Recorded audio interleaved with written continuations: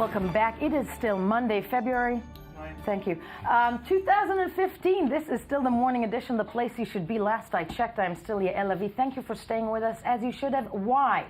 Because the film award season is an annual time period between November and February every year, and in the United States, where a majority of important film awards take place.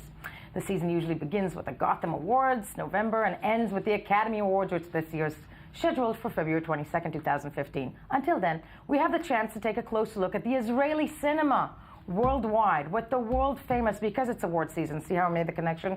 With the world famous Israeli director, Eytan Fox. Eytan, good morning to you. Good morning. Such an amazing pleasure to have you here, and I want to remind our viewers, because you really are one of the, I'm going to embarrass you, one of the upper echelons of Israeli cinema, if we're even speaking about, about it in award season. Let's first have a quick look at a clip that we prepared of some of your best work, and then remind people, or actually tell people why you're sitting with me today. Let's have a look. Love will keep us together. להקת ענת תופעה שמורכבת מ5 נשים וגבר אחד תייצג אותנו בתחרות היוניברסום.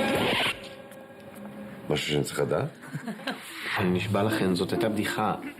המאמין שלכם עושים ליוניברסום! הטריאד שלנו חזר. מה הבחור הזה שלך? מה איתו? איזה מחבל חתיך? אלה השותפים שלי, זה יאלי, זאת לולו, וזה... אני אשרף. תל אביב, אשרף תל אביב. אז ככה יהודים מתנשקים. אז ככה ערבים מסתיינים. אנחנו שוב יוצאים למערב הלילה. עכשיו תקשיבו לי טוב. זה הולך להיות מערב חם וזה לא יהיה קל. כל אחד עובר עכשיו על הציודים שלו, בודק ששום דבר לא חסר. You cannot just hide forever. זה אונס המפקד. טוב, ג'אגר, אתם קרובים, נכון? So tell me, does she like living here? Yes, she loves it. Does she have a boyfriend? She had one, but not anymore. A guy she met in India. She says Israeli men are... what? Impossible? Yes. I mean, no. It's okay, she's not the first to think so. Eytan Fox, this is the man behind so many of the films that Israel is proud of, and some of the films that you saw in that clip. Eytan, thank you for being with us today. But you were here first and foremost promoting this new venture, actually, the NYU extension, right? Yes, they're called NYU Tel Aviv. It's one of several campus satellites that the university has. Right. The undergraduates can choose between semesters in exotic places like Abu Dhabi, Shanghai, Paris, London, and Tel Aviv, and the sexy city of Tel Aviv. And a lot of them do choose Tel Aviv, and I think they have a great time here. And what NYU is doing now, it's trying to open up, to the larger, Israeli community, the academic community, and so they're doing these different events once a month where they bring in guest speakers. And I'm one of the guest speakers. You're one of the guest speakers, and you decided to do one with an Israeli actress named Dana Ivgi. Right. And as a guest speaker, first of all, what are you going to do in that event? Well, we're trying to do something like, the actor studio format. And I'm going to bring Dana, who's, I think, probably one of the best, if not the best, Israeli film actress. She just won, talking about award season and award ceremonies, she just won the 2 acting awards in the Israeli Academy Award, the Ophir Awards. It's like the Israeli Oscar. The Israeli Oscar. Right. For Best Actress in her wonderful comedy, Zero Motivation. Amazing, yeah. And then for an amazing role that she does in this film called Atli Laila, Next to Her, that just opened in theaters in Israel, where, a very serious, where she plays a mentally... how would you say it? A mentally challenged young person, young woman. Completely, a transformation, and I just read reports, a complete transformation of an actress. But when you said that you're doing kind of the actor studio, first of all, I'm wondering if what is it, the FIVO questionnaire? The special questionnaire. So this is basically, sitting and doing this satellite type thing with NYU as an event to introduce their students to to Israeli Culture what to I've been Israeli doing there. I cuisine. teach in NYU Tel Aviv, and I teach Israeli cinema. So I try to introduce them to Israeli culture through Israeli cinema, through my films and colleagues' films. So here, what we're trying to do is for NYU students and alumni. It appears there are like more than 1,000 NYU alumni in Israel. So we're trying to introduce them to Israeli film through Dana Ivgi, who's made like 40. She's a young woman. She's made about 40 Israeli films, and amazing roles. She's the daughter, of course, of Moshe Ivgi, the Israeli. Again, who's made about 400 million films. Exactly. Yes. And so I'll be, showing clips of her films, talking to her about her career, and talking about our relationship. Which we just made a film together. We made a film called Cupcakes, which you showed a clip of. The clip? Yeah, and which was also very different for her because it was this comedy, and she was kind of light and funny, which she usually isn't. But no, in her films, And so we'll talk about our relationship and our working together, that relationship. And I'm wondering with you, because first of all, it's an amazing venture, but you are one of the more prolific. Yes, I'm completely, I'm flattering you. I'm up there. You're one of the more prolific. You love it, right? That's why I came. Yes, very good. One of the more prolific directors of Israeli cinema. But the Israeli cinema also had this resurgence, I think, over the course of the last several years that many, I have to tell you, actually credit people like you with. That it is more appealing to a foreign audience, to Western audience, to look at Israeli cinema. I'm wondering out loud with you, is it because it's, films that you did like The Bubble, Walk on Water, even, Yossi and Jagger, which doesn't look at what we, think of Israeli cinema, I think, when I was growing up, was always either the conflict, it was very case specific. Yeah. And what do you think made it more appealing to a foreign audience?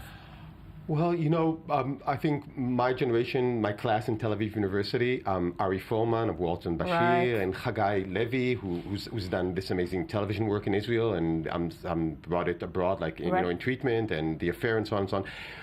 I think what we made good films in television. Well, I think that was we'll give you that. Yes. Yeah, I think we were a different generation of filmmakers, I think, and our films were different. They did have all the subject matter that filmmakers before us had, but maybe somehow the cinema was more international. More personal also, in many ways. It had its personal sides. It had its political and social sides, but the storytelling and the filmmaking, I think, was better. I don't want to sound. It sounded. It's okay. And so when the films reached festivals abroad, they were received differently and were bought for distribution worldwide, and won prize and are still winning prizes. And still winning prizes. They come very close to, they're almost, except for this year, many of them were nominated. There's a short film nominated this year for an Oscar. So yes, it seems to be moving. And it's an industry also that's being regarded very well in the international community. But in addition, I want to discuss something else with you, because like almost every filmmaker, you seem to be venturing also into television, right?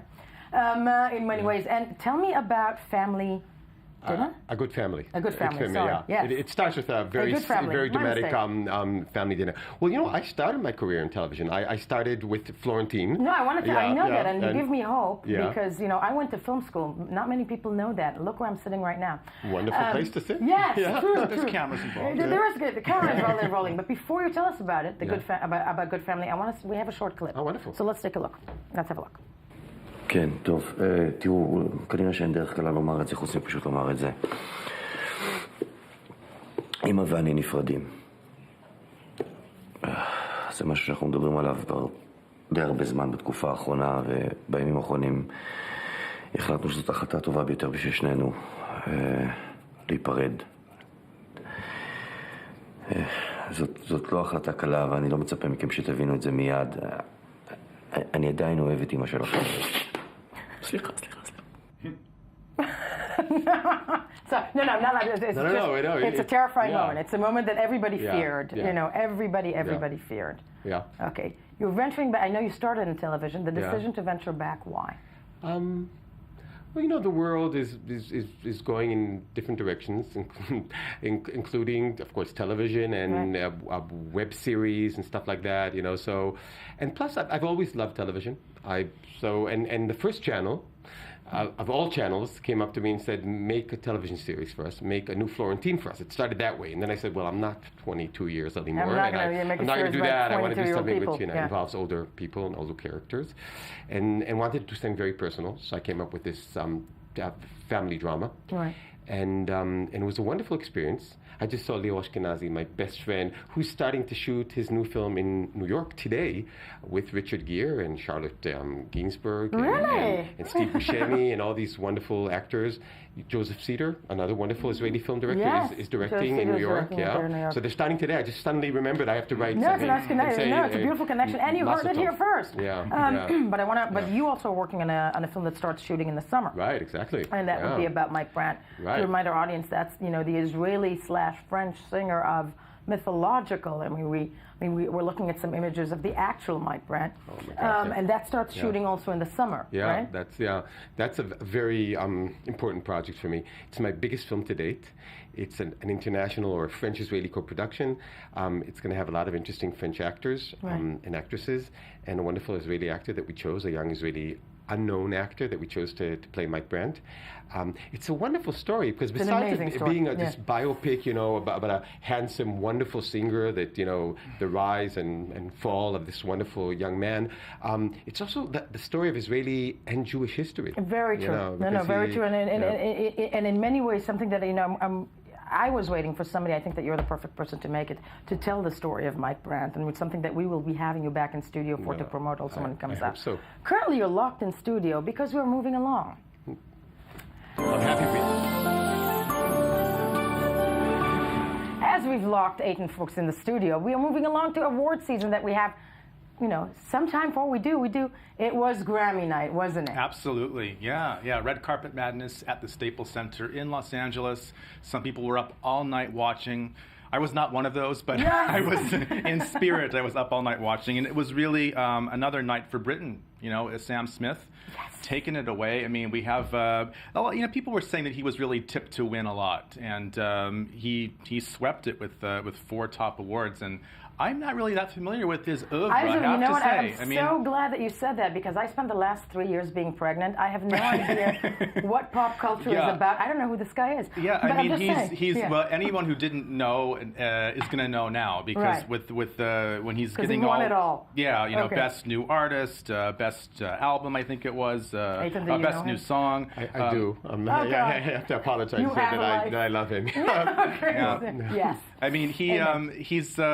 He's basically the new it singer, I guess you could say. No, obviously, I'm sure he is. Okay, I admit he's like the male Adele. I have no life.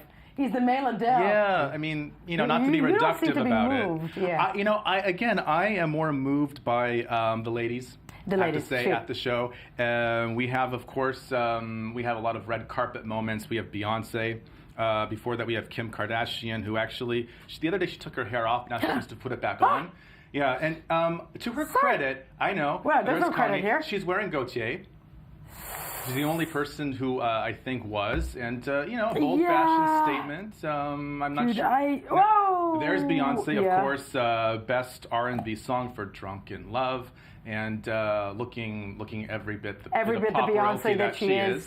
Yeah, looking lovely. Madonna. God, okay, I'm sorry. Stop the presses. Listen, yeah. Madonna, had her Matador moment. Of course, her new video, "Living for Love," which debuted on Snapchat, has got this whole Matador theme, which I think is great. I don't know if you've seen it, but a lot of red. Tony, I think Madonna could come out eating a cheese sandwich, calling it, the new cover There are album. no borderlines. There are no borderlines, and you'd think it's great. I would, but I think I have to, give her credit for also she wore some cheeky Matador stuff going on in the back, which Variety picked up on. She exposed that.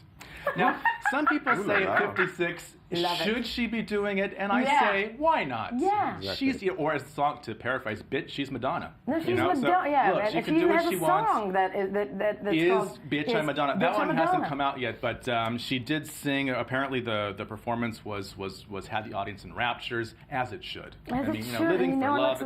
How old is the woman now? 53. I think she's 56. 56. Yeah. I took up from going on 16. No, but this is, I tip my chapeau. This is really, I think it's a power play for women worldwide. Yeah, and it's a great song. So also, Annie Lennox stole the show, and for a brief moment there when she was singing with Hozier who's I'm just going to mispronounce it. Yeah. Okay, Take Me to See, Church that I know. guy. Yeah. Again, this guy's, I think his video really propelled the song forward. I mean, with this sort of Russian gay bashing motif there, which was, just firing up the internet for many months. And with Annie Lennox, I mean, it's sort of like one titan of Britpop. No, Britpop, and also, I mean, I actually do have a bit of a life. I know that video. It does. I mean, the coming out against Putin, and which is wonderful in many ways. And then Annie Lennox doing it. I don't know if you remember, several years back, she was the one behind 1984. But oh, of course, yeah. So there was that. And yes. A legend. And Rihanna, of course, did win for Best Rap Collaboration. But look at what she was wearing. John Battista Valli. No, not good. Not good. That's a huge you know what? cupcake. This is My Pretty Pony on steroids.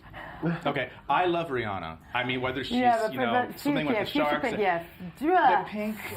Don't know. I don't know, but we've just completely demolished her fashion.